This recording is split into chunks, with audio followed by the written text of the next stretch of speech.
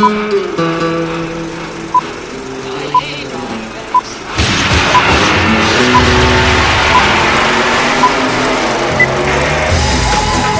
to the Reviews Without Remorse podcast with Joe and Dave. Be warned, the discussions in this podcast will contain detailed spoilers. For spoiler-free reviews of newly released films, please check out our channel Reviews Without Remorse on YouTube and VidMe. Enter at your own risk and enjoy the show. Welcome to another edition of Reviews Without Remorse. I am Joe, which would mean that my partner next to me would be Dave. What's happening, partner? Wait, that's it? There's your only choices? It's me or it's nothing? Dude, you're screwed. On today's episode, Bernie Casey has left us. We will remember him fondly. 2 trailers dropped this week. One is the Raider of Tombs, and one is the One Who Punishes. We will discuss another trailer. Very interesting looking, The Isle of Dogs. We'll talk about it. And Dave and I have both had a chance to see the new Star Trek Discovery show. It's out. We'll talk about it, and it's actually got a little sort of a partner show at the same time, and we will compare and contrast. And then finally, Dave and I saw Kingsman, The Golden Circle, and we will talk about it. We will? I guess we will. Hold it, Coach. You just hold it right there. Oh, God. We have to start off bad, though, don't we? Yeah, Bernie Casey. Another one of those that if you saw him, you would say, oh, yeah, that guy. Yes. Bernie Casey has left us at the tender age of 78 years old. Ladies and gentlemen, the man has a total of 78 movies to his credit, according to IMDb. But they include Under Siege, Bill and Ted's Excellent Adventure, In the Mouth of Madness. Who can forget his wonderful turn as U.N. Jefferson from Revenge of the Nerds? U.N. Jefferson.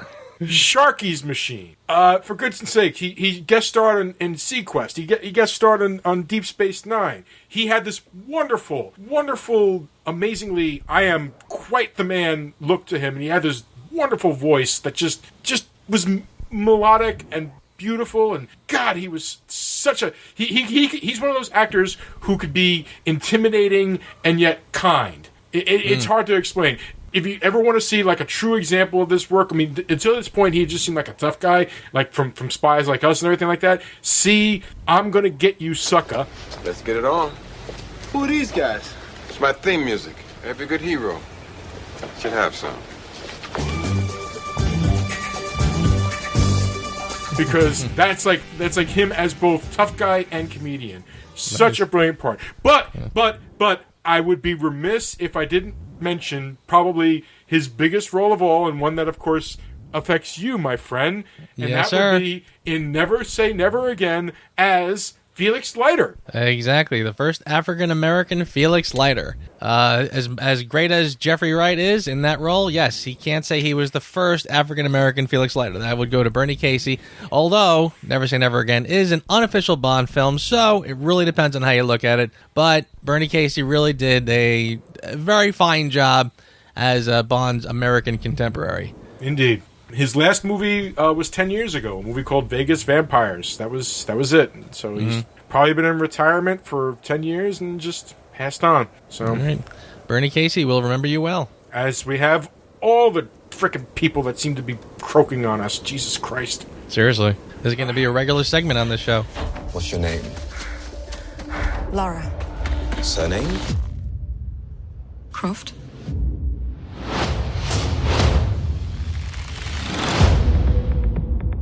Laura, your father's gone.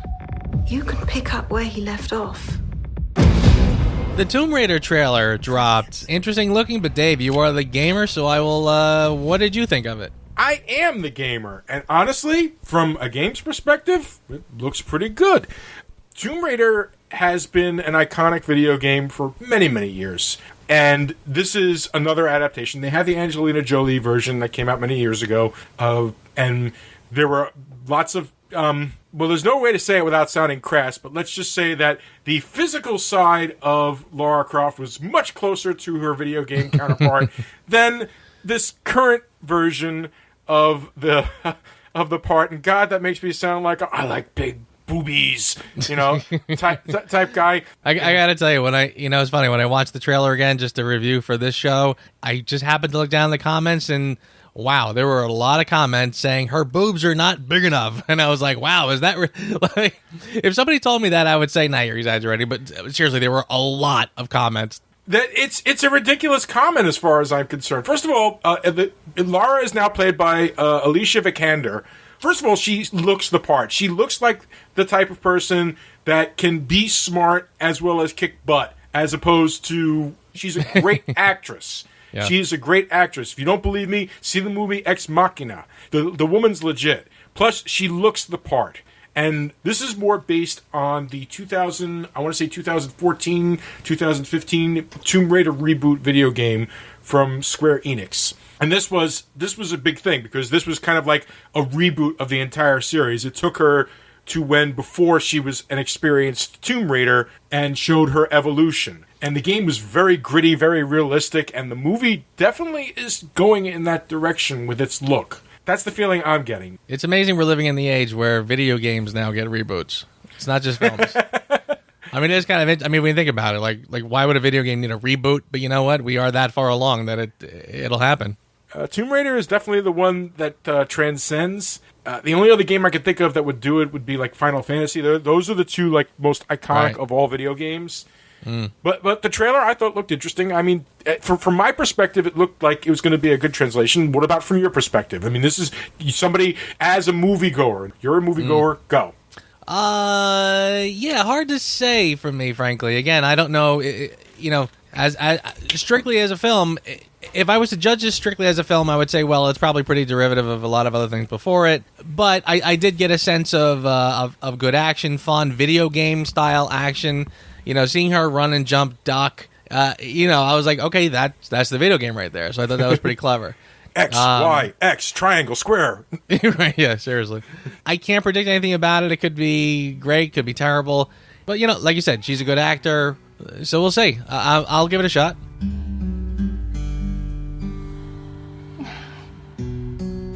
It's plenty of time now that you're home.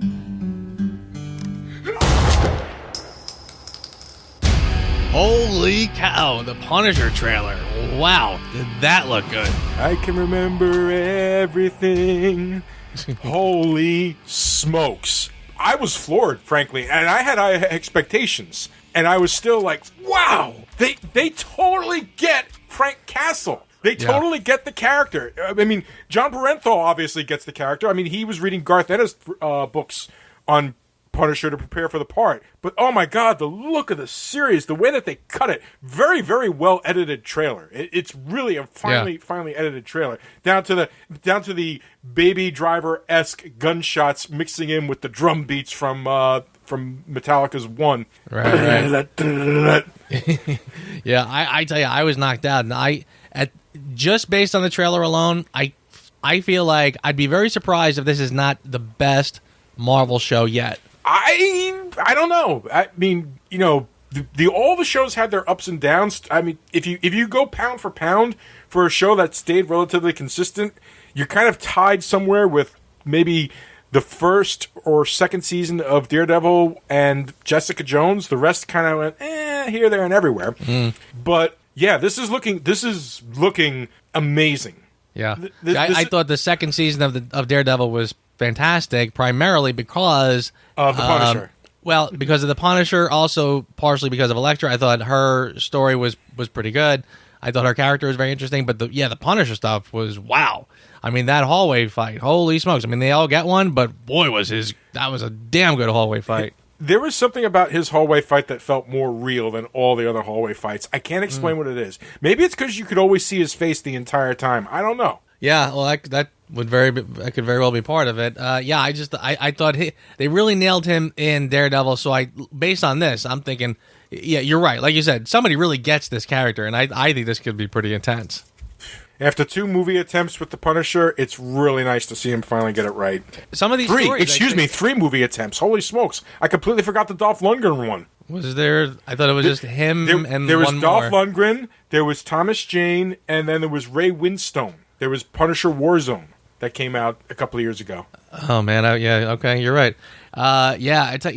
I think The Punisher might be one of those stories that is best told as a series as opposed to 1 2-hour story. I agree. To try to compact his story into 2 hours might not work, but a series might lend itself better. I think Daredevil also benefits from that. Yeah, agreed. But yes, supposedly November 17th, which puts it directly up against the Justice League movie. Oh, right. Okay. Well, guess which one I'm looking forward to more. We haven't seen the new trailers with Joss Whedon's changes, so you don't know yet. We'll see. He got rid of Lex Luthor. Oh, is that right? Yeah, he did. He cut out Lex Luthor's scenes. Oh, okay. Good. So it looks I guess maybe the bell can be unrung. We get the idea. You're looking for your lost dog Spots. Does anybody know him? I've lost all of my pride. Isle of Dogs! Okay, I'm sorry. I love this freaking trailer. But that's because I have this love-hate relationship with Wes Anderson.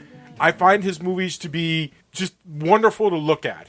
They may not always be the best stories, but they are so wonderful to look at. And my son was a huge fan of the Fantastic Mr. Fox that he also did. And now he's doing a movie, Isle of Dogs. It is a completely stop-motion animated movie, like Fantastic Mr. Fox. And, brother, does it just look so beautiful with such depth and texture. I mean, they can do amazing things with computers nowadays, but you can't beat, and you can easily tell still the difference between real and computer. And everything about this trailer just made me feel happy just looking at it. Yeah, agreed. And I like the fact that there's still people willing to do hand animated stop motion stuff, because like you said, they could easily just do it by computer, even make it look pretty realistic or look hand done. It is nice to see that somebody's still doing it by hand, because it really does make a difference. And it, like you said, it is gorgeous to look at. I'd say he is a great director. I like him a lot. I always liked Rushmore. Rushmore was one of my favorites a while back. That movie is awesome. It's such a great movie, and it has such a John Irving feel to it, which if I had to guess, I would say that he was inspired by John Irving. Oh, for sure. The Grand Budapest Hotel was spectacular. The one with Bill Murray, Mark Sizu, whatever, the underwater, the Life Aquatic with Steven Sizu. Yeah, it was just okay. I couldn't really get myself too ingrained in that one, but no, his other stuff is really good. The Tannenbaums is a great movie. The Royal Tenenbaums. What was that one that just came out? Moonlight. Moonrise Kingdom, was that him? Yeah, Moonrise Kingdom. Yeah, with the Boy Scout and the little girl, quote unquote, running away together.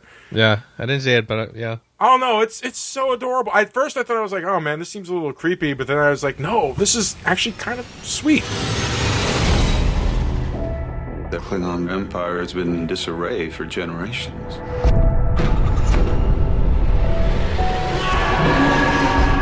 We've encountered them. Star Trek Discovery finally was released. It was funny because that was a hotbed. Everybody was talking about that for a while because it was looking like a car crash. A lot of back and forth. What timeline is this in? They don't have rights to certain things. Why does it look so different? So it was really weird leading up to this, but we finally got a chance to watch it. Dave, what did you think? Where is Star Trek? Okay, I see the ships, the iconic looking ships. I hear the words Starfleet. I hear the words Starfleet. I don't see Star Trek here. Anywhere. Anywhere. I don't see Star Trek anywhere in this show. I see a Vulcan. I see this race that claims to be the Klingons that looks nothing like the Klingons. This takes place in the past, and yet they seem to have evolved backwards. I don't frickin' know. Yeah. I don't understand what it is they think they're going with here. Yeah. I found it... Okay, let's take away Star Trek for a second. Let's take the word Star Trek out of the picture. Let's just pretend for a second this is a science fiction show called Discovery, okay? As just a science fiction show, it's not bad. The production values are amazing. The acting is okay and on par, seems to be fine and all that, but it's still kind of shallow and empty and doesn't really have a lot of characters. The frickin' alien. The alien who can sense death. He's the only character I like so far. Everybody else is a bunch of jerks. Yeah. They introduced Sarek. Sarek is now the stepfather to the main character, Michael Burnham, played by Sonequa Martin Green. That's great. You know, one of the great things about Spock has always been that his father had a hard time accepting his human half, but that's okay. He's having a hard time with his son's human half, but this full human, he really likes. That's really awesome, guys. And here's a solution. Here's an idea. All the Klingons have left. Let's be real un-Starfleet-like and put a bomb on a dead body and send it up to the damn ship. Oh God! All right, let me take it for a second. Okay. While you compose yourself. I liked it a little more than you did. I liked it because, like you said, the production value was very high. The look of it was pretty good. I didn't think it looked very Star Trek-ish. I completely agree with you. Even the opening credits, I thought were really odd. I'm sure that the whole outer space flyby credits has been done to death, so they probably wanted something different. But I thought what they came up with was very strange and more conducive of something like Westworld. You know, like it was about the designs of the things, like drawing sketches of these things, which really didn't feel Star Trek-y to me at all. Very strange. The backstory with her and being a Vulcan made no sense. And when they finally got around to the second one, because when I saw the first episode, I was really confused. I said, why would this woman who was apparently raised on Vulcan by Sarek himself not seem at all like a Vulcan? You would think some of it would at least rub off. By the second one, when they went back a little bit, they showed her when she first gets there, she's more Vulcan than Vulcans. So now I'm still sort of like saying to myself, does that make it better or worse? Because now I'm wondering how she made the leap from that to the kind of spunky girl she is in now. And a control girl that she is. Well, I don't know. I mean, I'm still sort of in that mode of reserving judgment until it plays out a little longer. Because put it this way. When she goes and talks to Sarek and comes running back saying, Vulcans shoot first, that's how you deal with the Klingons. Because if you shoot first, they'll get scared and run away. I'm like, I think you're right. Made no sense on multiple levels. A, I don't see the Vulcans shooting first. B, I don't see the Klingons all scattering at the first sign of somebody actually firing on them. Especially these puny little ships firing on these gigantic Klingon ships. None of that made a lick of sense. So, like I said, if it ended here, I would tell you this is hot garbage and be done with it. The fact that it's the beginning of something, I'm hoping maybe they'll come back with at least some... Because that to me is like just so illogical that I have a hard time believing it's an accident. I'm thinking to myself, they must have had some thought when they did this. Because that is so opposite of what Vulcans and Klingons are like. So it didn't make any sense at all. The Klingons, yes, I hate the new look of the Klingons. That weird jet black, that ivory black color, no, that... I don't like that. I mean, you know, the Klingons like kind of had that mocha African-American coloring, which I thought worked well. Like we talked before about how this is like the third, fourth iteration of Klingons. The leap from the TV show to the silver screen, I thought was okay to take some liberties, give them some the ridges and everything. I thought it made sense because you can't do much in the TV show. Spock's ears was probably like the most you could hope for with regard to makeup effects. And that was pretty expensive back in the day, too. Exactly. So, yeah. Well, why would you go back and make them this weird pitch black color? It's really off-putting to even look at, and even lighting them has to be a weird challenge. Like, they don't look right when you try to show them on screen. It just looks really weird. I don't like the new costumes. And yeah, the face makeup is really bad. It's really off-putting to look at. So I don't know. I thought that it's got some potential. I'll say that. It's got potential, and it was not the hot mess I was expecting because it just seemed like everything was going wrong with it, and there's no way they're going to make sense out of this. If they can pull this off, I'll be impressed and mildly surprised. Based on what we got, though, yes. Like I said, unless they pull a rabbit out of the hat, I'm not convinced. I of course will keep watching because it's Star Trek. Star Trek was my first love, so I have to see what they're doing with it. Then you get the Orville. That's not bad, right? No, it's good. Paint some flames on the side, and maybe like a rainbow unicorn. You got something. The Orville, yeah. Then you get the Orville, which is now 3 episodes in versus the 2 episodes of Star Trek Discovery. Now, the Orville is not Star Trek, but it's a hell of a lot closer in spirit to what Star Trek was meant to be as opposed to this hot mess we call Star Trek Discovery, this gritty reboot of the Star Trek universe that is the Star Trek Discovery. Seth MacFarlane's whole thing was he was tired of this gritty, science fiction had become gritty. He wanted it to be bright, colorful, positive, and he wanted to do like a sci-fi version of MASH. And so far, if that's his intention, as far as I'm concerned, he's succeeding. He has the show with the silly jokes, with still the, message. And sometimes the message isn't even resolved. It's not resolved. It brings up questions. It plays both sides. And then you think, oh, okay, well,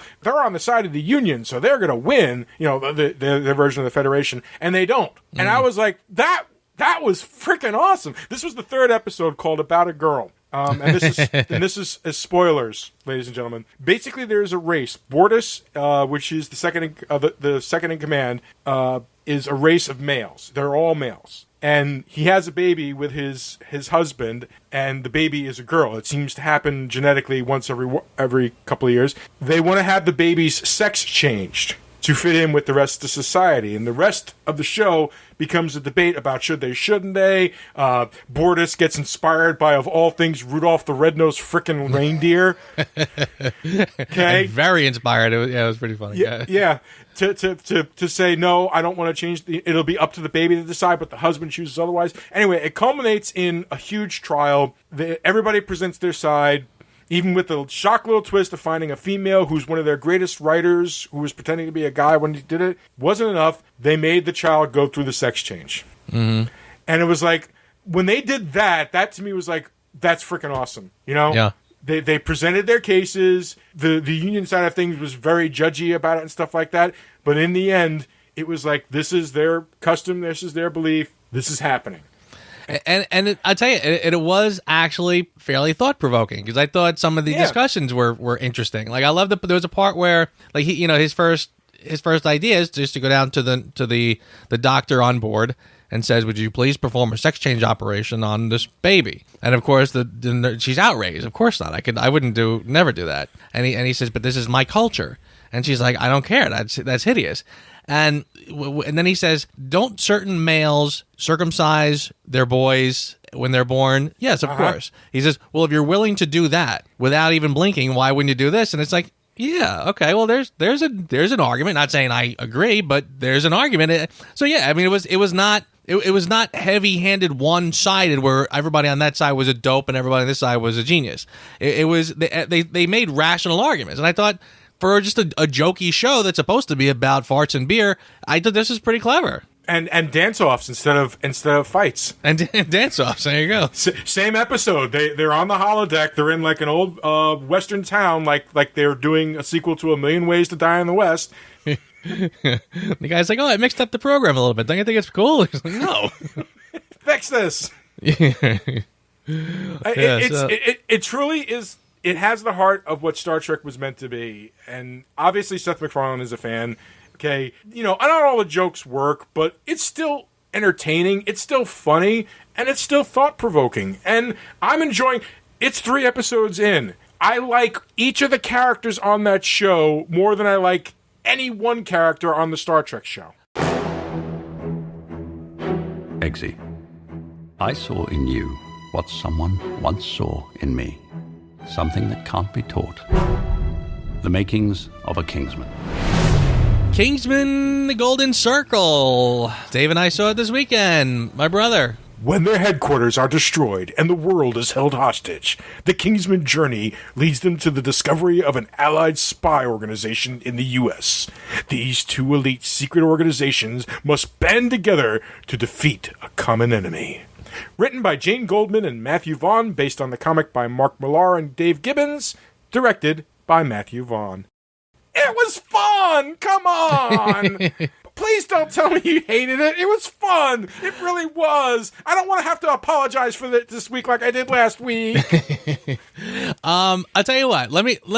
I want to start off this way before I even get into this this movie. Last week when we talked about the first Kingsman, and I was really struggling to figure out what was it that I didn't like about it. And because like I said, I mean, there were good elements there. It was fun. It was over the top. It was funny in places. It didn't take itself very seriously. There were little tributes to the original Bond series. This should have been right up my alley. Something about it was rubbing me wrong. I was really struggling to put my finger on it, but I think I figured out what it is. Take, for example, this scene. The scene where the church shootout has just happened, and Colin Firth comes out. Samuel Jackson is there. They have a short conversation, and then at some point somebody says something about, like, so I guess I'm going to put you in a easily escapable trap after I tell you my whole plan, and you're going to escape, and yada, yada, yada. And he's like, well, this ain't that kind of movie. Boom, and he shoots him in the face. Right. I think my problem with the film is that in some levels it's paying homage to the original Bond series. It's picking up and redoing some of the tropes. On the other hand, it plays both sides.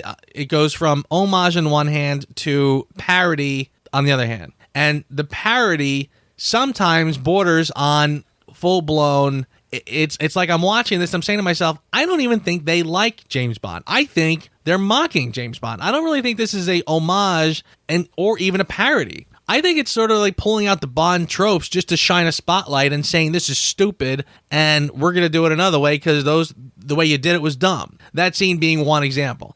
And I think that's sort of what bugged me. Is I think that I couldn't tell if they were respecting the original material or if they were mocking it.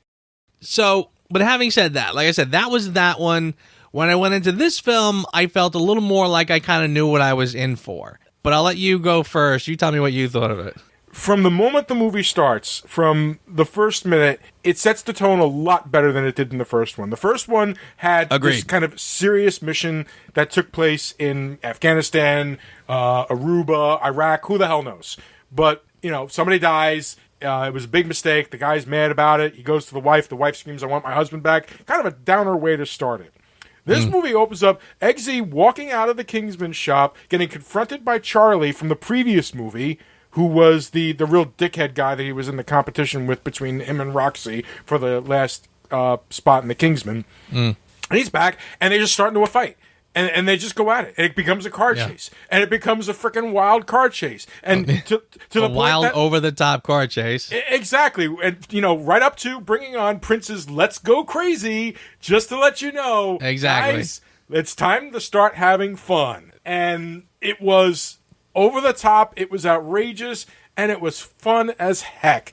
And God darn it, if the actors, I mean, yeah, okay, fine, the actors aren't really fighting, but they really put their all into it. When they're in the back seat of that car, and him with his mechanical hand and everything like that, and they're going at it, and so on and so on, they really looked like really well done, really well put together shots.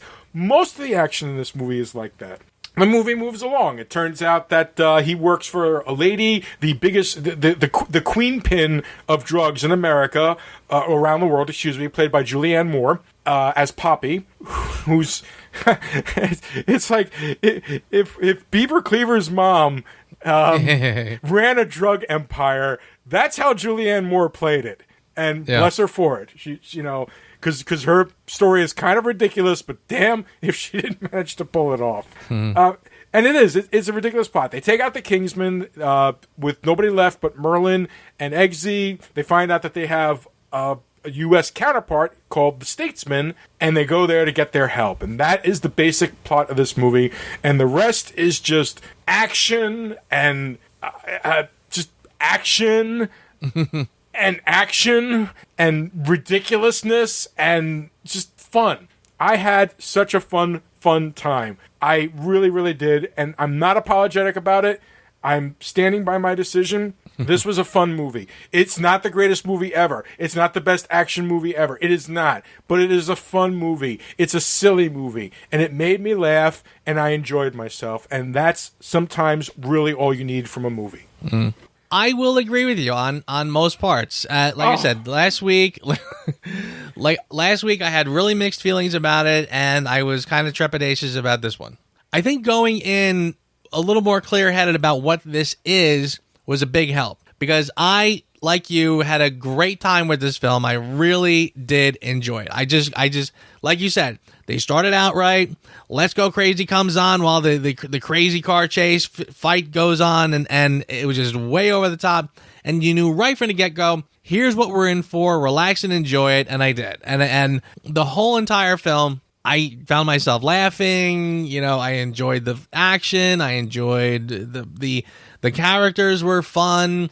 The settings were good. I mean, even like her mountaintop little 50s town was pretty funny. It was a clever idea. Everything was good. I liked it. It was much more creative, I thought. I mean, the first one, it's funny for me to call this one more creative because the first one, that really set things in motion. So the freshness really was there, I suppose, but for some reason I felt like, okay, it's kind of James Bond, kind of this, kind of that, and they just sort of played that, you know, pretty much what you would expect from that. It was a takeoff on the Bond tropes, and you know, that's just how they played it. Here I thought they threw more into the mix, you know, more ideas, more this, more that, and it pays off. I thought it was pretty well done. I still wouldn't call this a great film, and I still have the same sort of issues with, you know, like I said, I mean, is this a serious film? Are these supposed to be realistic situations? I mean, it sort of plays so into that fantasy realm where, you know, like just the technology in this world is just so Looney Tunes beyond anything we can comprehend, frankly. At some point, it just plays like a cartoon. And that's fine. I mean, it's okay. But again, so I'm not going to take it very seriously. I'm not going to say this is a great film. But again, for something that just wants you to have a good time for 2 hours, this hits the mark. I'm kind of floored, actually, dude. I really thought. Did you think I was going to hate this one? Yeah. After last week, I was kind of like, no, there's no way he's going to go for this. This, you know, as I'm watching it. But I guess it was. I guess they set the tone much better for you, and maybe your expectations were just lowered enough that you just whatever. I don't care. I'm glad you liked it. You know what I think it is? A lot of it too. There's a little more heart in this one than the last one. Genuine heart, not kind of like forcing heart. Yeah, I mean, like there was sort of a crass, like the last one had a crass sense of humor. Yeah. And again, I'm not a prude by any stretch, but there was something about it that was missing. That. Well, the humor was crass, but there was something missing in it to make me sort of run with it and enjoy it. Mm-hmm. Here, I thought there was a little more heart in it. Like, for example, at the end of the last film, the last joke is, you know, if you save the world, we could do it up the arsehole. And, you know, and again, there was that sort of like, you know, James Bond would be, at the end of the film, would be kissing the girl as the credits start to roll. And here, the credits aren't going to roll until you actually see him start to have anal sex. And I'm like, all right, I get it. Like, it's that, you know, this is a different era, and we're going to put it right in your face and whatever. And again, like you said, I'm not a prude. It was quite a stunning little shot, but you know, a little raw for my taste. And again, am I going to recommend it to people? Well, it's hard to with that sort of stuff in it. Here, that same girl from the end ends up being his long-term girlfriend. Yeah. Now that was cute, right? That's cute. They got the dog and they have a nice little life together. And I'm like, all right, well, I did not expect that. I just figured, you know, that's the girl from the end of the movie, just like James Bond, and we'll never see her again. But here, this is actually his long-term girlfriend. Now, that was cute. And now they even do, see again, now the crassness is still here. They still do that routine with the little pinky condom and the girl at the thing. And of course, again, they make that scene like as gratuitous as you could possibly get, basically. Yeah. Where the camera actually like follows his finger all the way down her, and it's like, wow, really? We it's like you're waiting for it to fade to black, and it's not. But again, I think that was the point. I think they were trying to kind of daring the audience. It's like, how far do you think we're going to go? How far do you think we're going to go? Yes, exactly. Here we go. Right. And I have to wonder if the final cut was less about the director's choice and more about the MPA being like, no. Right. But the hard part of it, though, is like, again, now they were smart. Instead of just having that scene where he goes in and you know, starts finger banging some chick at the concert, they offset it by having him having these other, oh, my honey, I got to do this because of this and the other thing. And the girlfriend, he's all upset because the girl's upset. So that was, again, they still threw that that kind of crass humor in there. They still put it right in your face, but they were smart about it. They offset it by the feelings involved and his dedication to the girlfriend. So that made sense, And then at the end, when the girlfriend is one of the ones in trouble, that added some heart to it. Now he's going to save the world, not just because we said so, but because now he's got a personal investment in it. Like his girlfriend is gonna, is in trouble, so it made it that much more personal. So I thought that was smart. So again, this one had more heart in it than the first one did. Okay, so then we need to talk about the elephant in the room. The elephant in the room? Yes, specifically the elephant on the stage in Poppy's.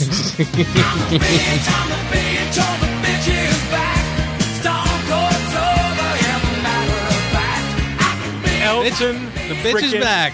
Elton frickin' John, the bitch is back. Holy moly! I don't know if you want to call that a cameo or a sidekick.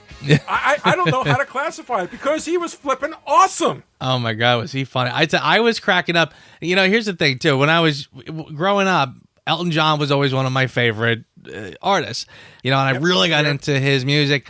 And as I got older, I watched him get older, and he kind of became one of these like old divas, in real life. I used to see like these little behind the scenes shots of him yelling at paparazzi going, F off, F you, get out of here, whatever. It was funny. So when they show him in the film and he's on stage and she's like, all right, Ellen, play us something. He's like, F you. That was awesome. I was cracking up right from the beginning. He fit in it so well. It was so enjoyable, so nice. Even at one point, she's got these mechanical dogs, and I imagine there's you kind of slyly mentioned something previously, but I'm sure you'll have something about that. She's got these mechanical dogs, and they're like programmed to think of Elton John as a friend. Even at one point where it looks like Harry's about to get eaten by the damn dogs, and he just kind of like peers in from the side, like, "Hey, it's your friend Elton John." Oh my God! Like his head just sort of like pops in the camera range, like he's photobombing almost. Yeah, exactly. Oh God, that was fine. Then of course, but the big one, of course, when a leaping roundhouse kick to this guy's face with those big, and plus he's wearing the outfit, he's got the glasses on and everything, big feathers and everything like that. The leaping roundhouse kick to the guy's face with the big high heel clog shoe. Oh my God, it was great. Oh God, yes, he was such a. First of all, the entire cast was pretty on point. I really would have a harder time thinking of a clunker in the cast than I would like trying to just point out anybody in particular. I really enjoyed the cameo, and it was just basically a cameo from Channing Tatum as Tequila. Yeah, now that was weird, wasn't it? That was strange. Yeah. The fact that he shows up. Channing Tatum he's the first one you meet in the Statesman, and you're sort of with him for a little bit. Then suddenly, as if he quit halfway through the film and they had to be replaced, he just sort of vanishes and is replaced with the other guy, Tequila. Am I getting my names right? Whiskey. Channing Tatum was Tequila. Pedro Pascal was Whiskey. Right. So then Whiskey shows up, and now he's kind of seriously. It was almost like the Coy and Vance Duke of the Kingsman movie. Nice way of putting it. Again, it was like, why do we have two characters here that very obviously look like this was meant to be one character? Or at least could have been one character. I've heard a couple of times. I wouldn't doubt if like a couple of years down the road we find out that they were both up for the same part, and the director liked them both so much that he just split the parts in half and gave half to each of them. I wouldn't be too surprised if that was what it was, because I think it would have made more sense if Tequila had been the one that turned against him near the end, and would have been much more dramatic and gut-punching than just like halfway through Whiskey shows up because, Yeah, no, I agree with that. Yeah, I wouldn't doubt it if something happened. Channing Tatum just like pulled a muscle or something, couldn't do any of the stunts or whatever, so he just had to kind of check himself out halfway through. Yes, it was really odd. I thought that was sort of strange, the way this new guy just sort of pops up and now he's the head guy or their main contact or whatever. Yeah, it's a little strange. He looked even stranger with a bowler hat at the end of the movie. We're from the Kingsman tailor shop in London. Maybe you've heard of us? This movie really relies on kinetic more than acting or anything like that. Everybody is pretty serviceable. I mean, if you want to look at weaknesses, maybe Halle Berry was the weakest of them all. I didn't quite buy her as like this super hacker, whatever. But everybody else worked fine in their parts. Everybody was in service to the movie. Had moments of surprise. Elton John surprised the hell out of me. I hadn't looked at the posters. I hadn't realized he was in it. So when he was on stage, I was like, wait a minute. That sign says, tonight, Captain Fantastic. It's like, I don't think this movie would want to talk about that movie with Viggo Mortensen, would it? I mean, right. That's not exactly a 80s/50s theme thing. It's like, oh, Captain Fantastic, yes, Elton. Yeah. That makes much more sense. So he was great. Jeff Bridges was basically barely a cameo, but he was still great because he's Jeff frickin' Bridges. Yeah. There are a few elements in this film that do make you wonder, like if they had to film around certain things. Yeah, Jeff Bridges, like you said, barely a cameo, and Halle Berry, she's barely in there. I mean, you see her kind of often, but she never really leaves that place. And it was almost like I thought for sure they were going to do something where she talks about, oh, I really wish I could be a field agent, but they never let me in.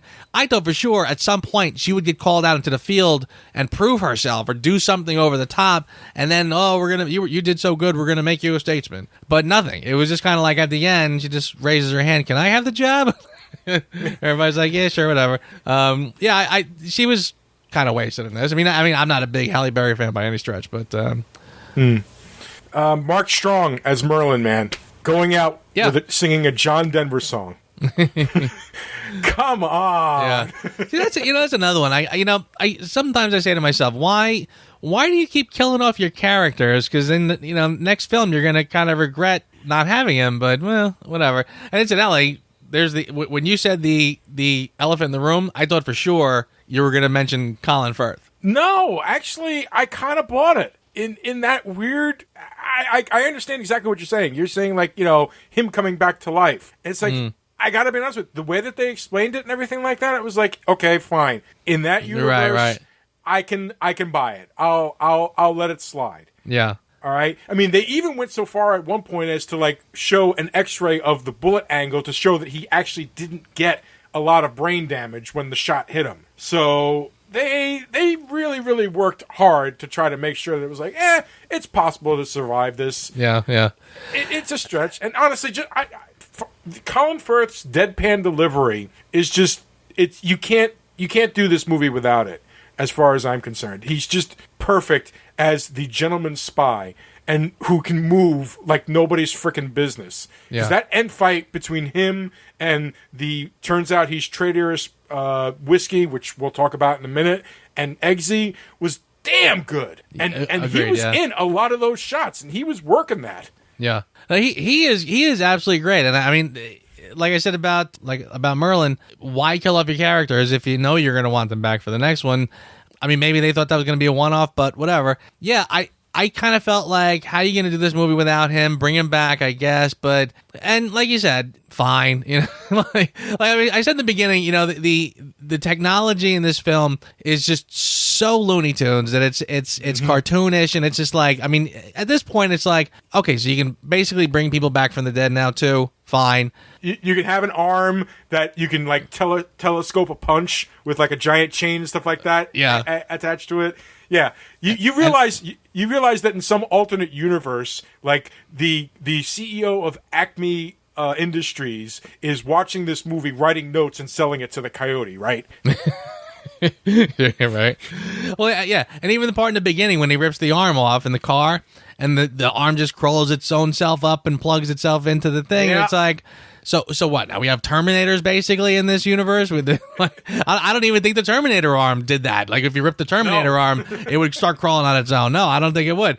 Yeah. So I mean, seriously, the fantastical technology in this world, fine. But yeah, but no, I thought Colin Firth was great, and I like the part, by the way. I like when they're trying to bring it back into the fray. Now this was sort of weird. The part when they're in the bar. When they're in the bar and the big redneck goes up to him and goes, "Hey, you dressed like a fig. Why don't you get out of here, before I stomp on you?" And he starts to walk out, and he does the manners maketh man, locks the door. Yeah. Now, again, it was a great throwback. And by the way, I was very glad that I had just watched the original Kingsman last week because there were a lot of throwbacks in this one. When that happened, he locks the door, the fight starts. The fight's going on. He's getting a few punches in, but a couple misses. He's still off, right? He's still off. And I thought that was very good. Logical. It made perfect sense. When he sat down and just starts talking to the other guy, I thought for sure that this fight was going to be like a setup. Like this is sort of a training scenario where, we're going to have this happen so you can remember what happened and have the fight again and get your groove back on. Then you realize it's not that because the other guy keeps on fighting. So this was just a coincidence that a couple of redneck bullies decided to pick on him, the only one at the table, and kick him out. You know what I mean? So again, so it's like see, that's what I mean about these films. Like just a couple of tweaks would have made them a little more realistic, and I could sort of fall in line easier. Again, they really ask you just to throw all logic to the wind and just play along, which is okay. But again, I'd have an easier time with it if they just made things a little more logical. Yeah, I can't fault you that one. You're right. I think that was just their way of trying to show off Whiskey's fighting abilities and his extremely crazy lightsaber jump rope. Right. Speaking of fantasy level technology, yeah. Or he lassos the guy and just cuts him right in half. But that goes back to what I was saying then. Right? Once you have a situation where a guy can have this focused thing of electricity that can cut people in half as a rope and not burn the damn rope, you kind of have to, set aside the other thing. Like if they do a Kingsman 3 and they bring back Merlin, then I'm going to kind of throw up my hands and be like, come on. Harry made sense. Harry, I could see happening. And yeah, okay, fine. We didn't actually see Merlin get blown up, but there was a giant explosion. You would do more harm to the character to bring him back now than you would just letting him go. I'm sort of at the point now where if they do bring him back in the next one and they just sew him together like a Frankenstein monster and bring him back, I'd be like, well, whatever. I mean, I've already bought the fact that you could shoot some guy in the face and bring him back. So what, am I going to complain about that now? Twice, because Whiskey as well had it happen to him. Yeah, right. It was right. It was almost like just for good measure, we're going to do it again, so you understand that we're sticking with this. This is a thing. You gotta trust us now. That's it, right? Which actually brings me to probably the biggest problem with the movie, and that's Whiskey's arc. Yeah, it came out of left field. I mean, basically, the conceit is that now that Harry had some of his memories back, that he would kind of flutter in and out every once in a while until his memories, take, which was kind of a neat way when he starts talking about Whiskey's a traitor, because now you're starting to think to yourself, well, it could be his thing, it could be his training, it's hard to tell. And at this point, Whiskey had given no indication of being a traitor, with the exception of pushing Eggy out of the way and destroying the Eggsy out of the way and destroying the antidote. Right. So I don't think him suddenly going bad was earned. As much as I enjoy in the fight, I don't think that they made it happen. Agreed. I agree 100%. Not only do I agree with you, but his reasons for turning bad or for, don't even happen until the point where Poppy gives the ransom message and says, I'm going to kill all the drug users. Now, again, he has no idea that, first of all, he has got no idea that the president is not going to give in to her demands. He doesn't know that it's not going to resolve itself. So until he at least understands what her plot is, he should be on board. But yet Colin Firth sort of has this like sixth sense about him that he's nefarious all along, as if he's always been on the other side. I don't know if I'm saying this right, but yeah, you're right. That his reason for wanting to switch sides happens very late in the game. So for him to and plus the actual reasoning. No, I'm sorry. Like, my stock is going to go up. The whiskey trade is going to go up because all the drug users can't do drugs anymore. That's a stretch. That to me is a big stretch. All right. Well, I agree that his stuff didn't really make a lot of sense. But to play a tiny little bit of devil's advocate, that, and this is true, you can look this up, Frito-Lay stock actually went up when Colorado and Washington legalized marijuana.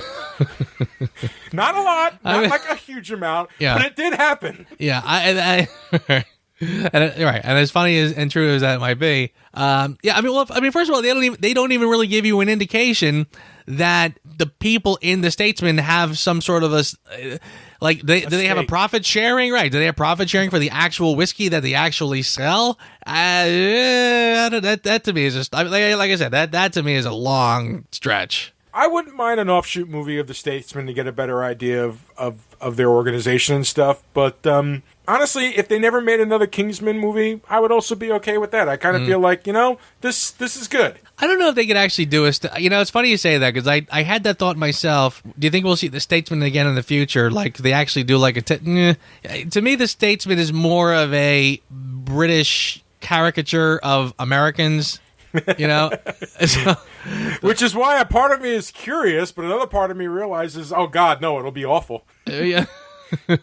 Incidentally, the other thing, we're winding down, but the other thing I wanted to mention too that I kind of found a little hard to swallow: the people walking into the stadium and just getting put into big, tall, people-sized cages and being stacked one on top of each other. Such a ridiculous visual. Yeah, it really was. It was almost like the box scene at the end of Raiders of the Lost Ark, Yeah. But it's just people all stacked up, and I was like, okay. Because I remember thinking to myself, like, well, what if, again, this lady made this threat, okay? We don't know even that first of all, she could be full of crap. She could just be giving an empty threat. But they sort of just assume that she's telling the truth. And they march those people in there, stack them up. Well, what if they just get better and walk out of there? How are you they're all gonna walk out and say, hey, these sons of bitches, they put us in cages. They were gonna stack us up to die, yada yada. Like, I mean the president, the over the top president, which was funny, by the way. Bruce Greenwood. I just won the war on drugs. I never do a damn thing. I just gotta wait it out. I mean, again, I don't mind the over-the-top caricature, whatever. I thought it was funny. But yeah, it's just not a well thought out, proposition that you're just going to let these people rot and die. No one's going to tattletale on you. It was also not a well thought out plan, too, because she just thought, oh, they're not going to let people die, so they'll just capitulate and make drugs legal. It's like, you do nothing, you get rid of two problems at once. Yeah. and that was the thing, too, by the way. That was the thing, in the last one, everyone's going to buy my SIM card because it's free. So every person on the planet will have this. So it's going to affect every single person. Well, that in itself I thought was a stretch. Yeah, but they also demonstrated that it wasn't all the cards, because they even made a point of saying that there was like 2 cell phones in the church at the time, so it didn't need to be everybody had it. It just had to have a range. But fair enough. Continue. Yeah. Here, any person who does any drug whatsoever is going to get it from her and her alone. There are no other drug dealers on the planet, apparently, that doesn't go past her in some way, shape, or form. And whether you swallow it, inhale it, snort it, or put it right into your bloodstream, this thing works exactly the same regardless. So I was like, yeah, okay, all right. And Princess Tildy smoked it. So they showed her having a joint. Right. Which, by the way, right there's your giant BS meter. There's so many independent farmers. You can't tell me they all work for frickin' exactly. I mean, right. Every single solitary, every pill, every ounce of marijuana, everything, she runs and controls somehow. Again, there is no shortage of stretches that this film asks you to make. Just take this and run with it. Like I said, if I'm judging this film in any way, shape, or form on realism, then it obviously gets a clear F.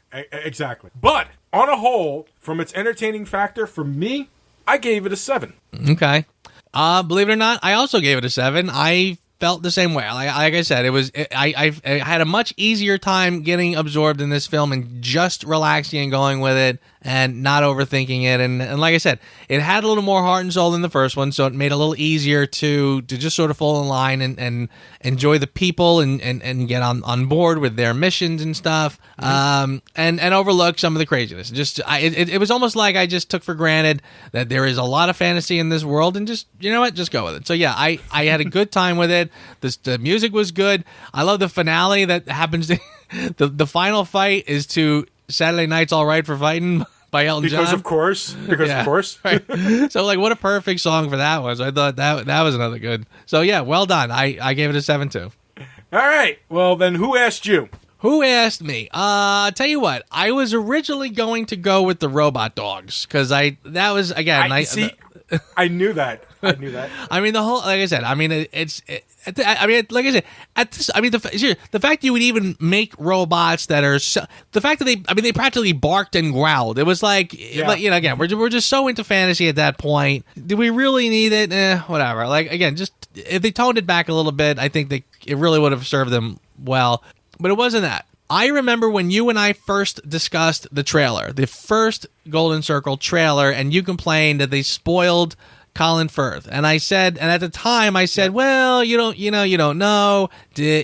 Maybe there was just no way to do it without spoiling that, maybe whatever. After having seen the film, you know what? I think they could have kept it a secret. They could have kept it a secret. I mean, even if they had to put his name in the credits, you could have just resigned the fact that was just a flashback. So you didn't have to know that he was really full-blown in this film.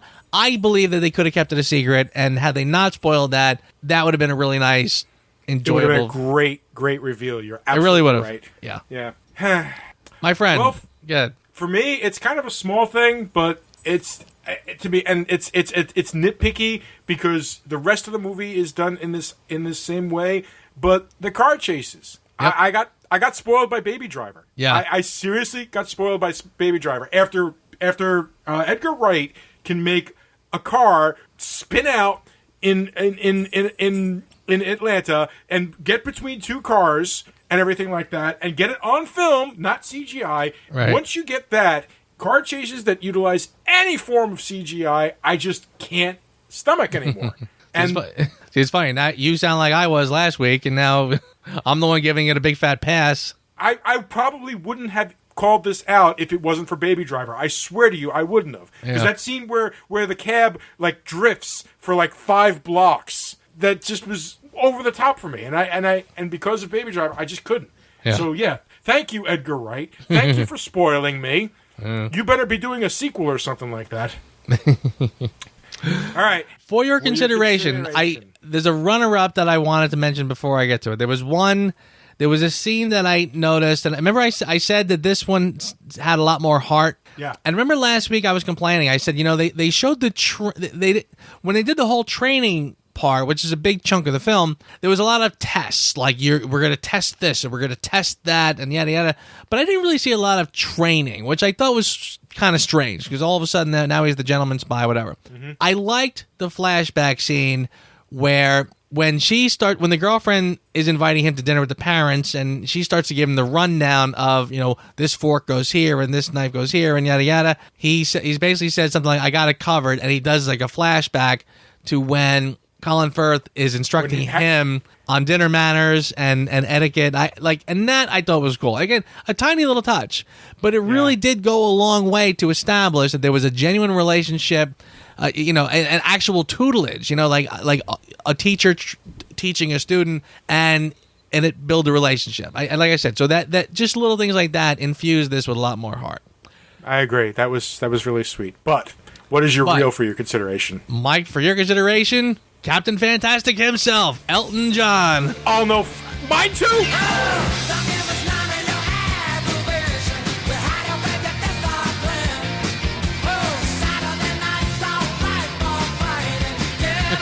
I swear to God.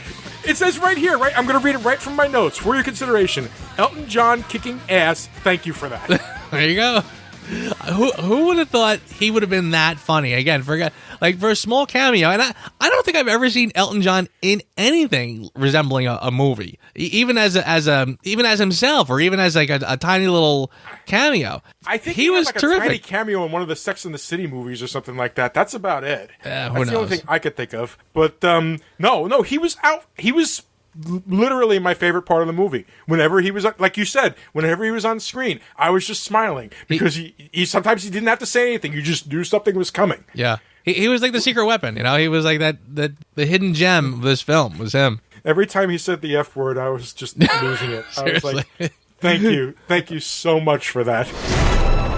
I hope you're ready for what comes next.